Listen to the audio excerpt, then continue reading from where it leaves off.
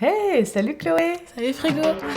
Tu n'as pas simplement envie d'elle, mais la volonté de l'avoir, elle te plaît déjà sans le savoir. C'est le début, c'est le point que la flamme dans ton cœur commence à s'embraser. Petit à petit, tu ne peux plus la contrôler. Le feu à son foyer, impossible de l'arrêter. Tu ne penses qu'à qu'une chose, c'est l'embrasser. Aujourd'hui, en 2020, c'est super important de savoir que nous, en tant qu'individus, on fait partie d'une communauté et que des marques, elles se sentent impliquées et qu'elles font des efforts. Par exemple, pour moi, j'irais Rihanna. Pourquoi t'aimes autant Rihanna? Par où commencer Elle a fait une marque de cosmétiques et aussi de sous-vêtements qui est vraiment inclusive, donc ça va de toutes les couleurs de peau. Et pour ces sous-vêtements, c'est vraiment de toutes les tailles jusqu'au plus size.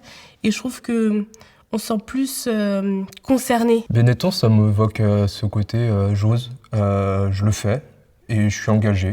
Et je m'engage et je revendique ce que je pense. La première fois que j'ai tenu un CD de Rihanna dans ma main, je devais avoir 5-6 ans. Et c'est mon beau-père qui m'a donné ça, qui avait, je pense, 40 ans, et qui m'a dit « Tu vas aimer ça, je pense. » S'il avait su l'obsession dans laquelle il me mettait lui-même. Par exemple, j'ai en tête les campagnes contre le sida qu'ils ont fait. Je trouve ça vraiment bien, en fait, novateur. Et ils ont choisi ce côté libre de communiquer sur ça, alors que ça reste un sujet tabou.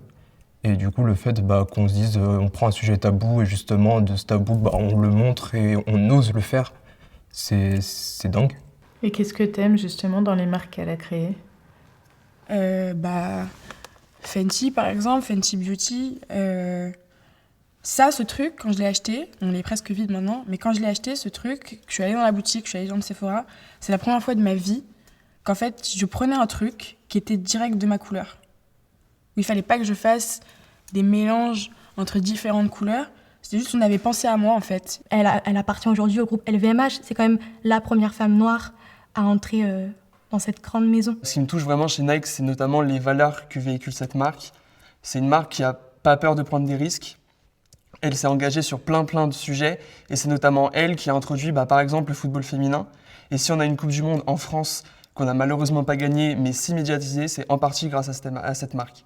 Est-ce que tu penses que les marques, elles ont un rôle sociétal à jouer? Ouais, là je pense qu'on a un stade où il faut que ça se fasse parce que la com déjà c'est, je pense, le premier outil pour commencer à dire aux gens mais en fait là c'est bon, faut y aller. Je pense que oui, les marques participent au fait de libérer les mœurs, libérer des nouvelles pensées et engendrer et accompagner les nouvelles vagues qui arrivent. Il faut que les marques soient impliquées dans leurs actions et qu'elles prouvent qu'elles se sentent concernées par ce qui se passe aujourd'hui.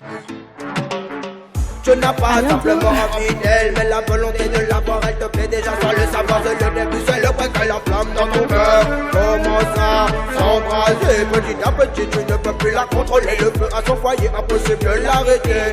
Tu ne penses qu'à qu'une chose, c'est l'embrasser.